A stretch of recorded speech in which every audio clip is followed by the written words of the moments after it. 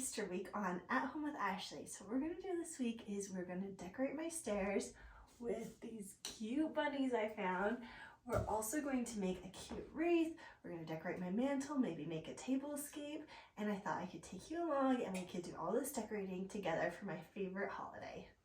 Well, one of my favorite holidays. I was born on Easter and I love all the colors. So I thought this would be very fun. For our first day of Easter decorating, we're gonna do the mantle. And I'm just using stuff that I had on hand. So this is my Easter bin, and I pulled out all the decor I think will work. I got these cute vintage bunnies last year, and I have stuff for an Easter tree down here that I got from the thrift store. So I'm just reusing everything I have. These are really old Target banners that say Happy Easter. That will be fun. And I made this before I was married. I've been married like almost 20 years. But these are real eggs that I painted, and some have broken, so it's a little sad. I don't know if that'll go on the mantle, but I'd like to revitalize it. But this is what we're gonna work with. I also have this old, I have all of these flowers that are just sitting in my basement because I'm not using them right now. So I thought we could use some of these as well, and that'd be fun. Okay, I'm outside. We have this old cherry tree, and I hope you can hear me because my chickens are so loud. I'm gonna cut some branches off of here for an Easter tree, and then they'll also bloom eventually, which will be really cool. I like to take my vase outside with me, so as I cut, I can put the branches right in there, and that helps so I don't cut too many branches, and also it helps it so I can make, you know, that big fan shape out of the top. All right, let's go inside and we are going to decorate the mantle. So I put the branches in the middle and then the bunnies on cake stands, and at the bottom I hung my banners, and I just hang those on my old stocking holders. And then on the branches I am hanging all those little things I had for the Easter tree, and all around the base I had all those faux flowers, so I thought I could kind of bunch them up and create this little full floral look. And here's the finished mantle. I really liked that for this project I used old decor I had on hand. I didn't buy anything new, and I just reimagined it in a new way for my house. I especially really like the florals. It kind of makes this a rainbow Easter look, which you know I'm all about the rainbow, and you have to see it with the stairs. It's quite a look and I love it. Today we are making a wreath. It's a rainbow egg wreath is my plan, and I had one of these. I used to own a house in Florida. There's some videos on here of the room tours, but we sold that house, and with it we sold everything in it. That's what the buyer wanted, so I didn't have an egg wreath, so I'm gonna make one. The funny thing is you can buy them now, but I just want one in my own colors because I have my stairs, my signature colors, my stripes. It's all the same color, so I'm gonna make my own, and I'll show you some tips for painting eggs and making it look really good, in case you want to make something in your own colors too, which I get. Okay, here's my supplies for this project. First, I'm using white crafting eggs, and they have a matte finish, so they take paint really well, and they don't look like this plastic, you know, eggs you can open for an Easter egg hunt. I'm using a grapevine wreath, which is really affordable, and then I'm going to use this to just tuck in the leaves, like around it, which I think will be good. And I have a ton of paint.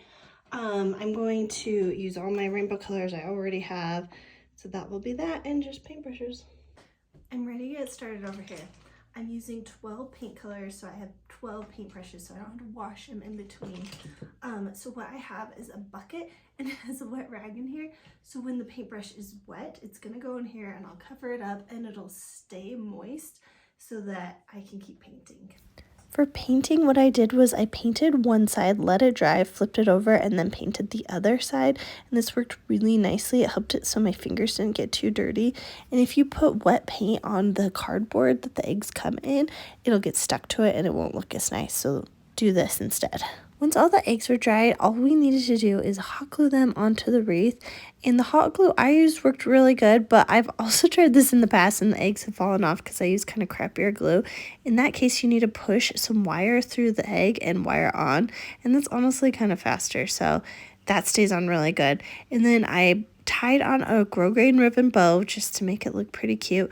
And then once all the eggs were on and they were in the place I was happy with, I just cut off some greenery from this one stem I got. All I needed was one, and then I kind of put it in between the eggs where there was some opening space, and this really softened the whole wreath up. The last thing I did was hang my wreath up on my front door. I also washed my front door because it was dirty from this winter, but look how cute it is. I love the colors. I love how sweet it is, and it just looks so perfect for Easter or beginning of spring, whatever you feel like celebrating. Today, the plan with my Easter fun is to start painting the bunnies on my stairs. I've got to decide what colors will work because I don't want to have to paint all of them if I don't have to, because mostly they're my colors. So I gotta paint bunnies, and then I'm also gonna do some stuff for my tablescape, so hopefully I can finish that up tomorrow and show you everything. I have been loving doing this because it's been so dreary outside, so even having little bits at a time, my house is getting very happy. I love it. For the tablescape, I am painting more eggs in rainbow colors. I am very dedicated to my rainbow theme, and I'm doing exactly the same thing as I did yesterday. On my last video, we went vintage shopping, and I got this cute little pansy dish, but it had a lot of chips, and my friend told me I could use watercolor to kind of just camouflage it and paint it the same color. I am shocked at how good that worked, to just paint with watercolor paint. I didn't do anything super special to work on the chips. It just camouflages them. That one's probably the one I didn't paint match the best. You can still see them, but the white does not catch your eye as much. So that was like a fun, cheap way to make this not so terrible.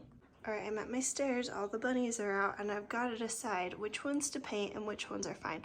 Obviously, up top, I got to do 2 of the mints and paint them blues. I think the dark mint, the light mint's fine, so maybe just do 1 mint, do 2 yellows, do the coral, and leave these the same. So I'm only gonna paint 6, and hopefully they'll look perfectly rainbowy. Fingers crossed. Before I can paint, we gotta take the ribbons off the neck of the bunnies. So painting these bunnies is gonna be tricky because they're flocked. So the first thing I'm doing is putting some fabric medium on it, and that's supposed to help it go on softly and smoothly. And as I'm painting this, I'm getting really excited because it's actually working. I'm gonna be able to paint these, and I actually don't care if the flocking's softer, but when you put that fabric medium on, it definitely makes it so the paint goes on easier. The way you're supposed to use the fabric medium is you're supposed to mix it with the paint and then paint those on together. I am not doing that because I only have a tiny bit of the fabric medium. I should have bought more. So I'm just putting that on first. And also I use this latex paint for everything because whenever I do rainbow projects, that's what I use. So I don't want to mix it and then waste paint. So since I don't have much fabric medium, but I have a lot of this color paint, I'm just using the paint, and it still works. It's just when you put the fabric medium on first, you use way less of the colorful paint, and so it's really soaking it in. I use tons and tons, and if you touch it, it like gets all over your hand. So you need a lot of time for this to dry. Today's the day. I'm all dressed up. I've got my Easter dress on. I've got to put bows on the bunnies. I've got to put them on the stairs. I'm finishing my tablescape, and then I'm going to show you everything all dressed up because that is so much fun. Like I said, it has been cold and dreary, so we're just going to pretend like it is spring because it is inside. Okay, here's how my painted bunnies turned out. Some are better than others. Like the front 3 are good. The back one had some problems, so I had to add some more paint. So it's a little splotchy, but I think it'll dry good. This one, it's the worst one. I'm not sure what happened here. It's just like, it looks like there's no flocking there. So I don't know if the fabric medium was too much, and this one's rough too. The ear was falling off, so I had to glue it on, and where the glue is does not look great. But I think from far away it'll be fine. Those poor blue ones are so bad, but the rest are really good. The last thing I need to do for my bunnies is to tie a bow on each of them. I have a bunch of this grosgrain ribbon that matches perfectly because I made a tree skirt from it earlier for Christmas. So I'm glad that is coming in handy, and I'm just tying a bow around each of their necks. And now the fun part, I just need to put each bunny on the coordinating steps. And here's the finished steps. I think they're so cute. I really love these, and even though it'll be annoying to store, I am going to be so excited to pull these out every single year. My last project is setting the table up, and I'm doing a formal table setting, which I love doing this.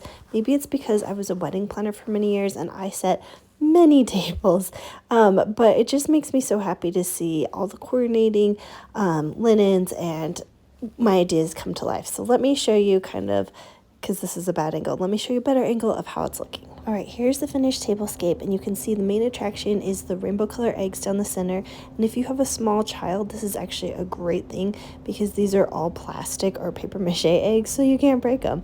I also planted some daffodils in this beautiful cabbage ware that I got from an estate sale. These are older plates from Pier 1. I have some gingham napkins, which I love. Thank you for decorating with me for spring. I would love to hear which of these ideas was your favorite, and please give this video a thumbs up if you liked it so I can make more just like it.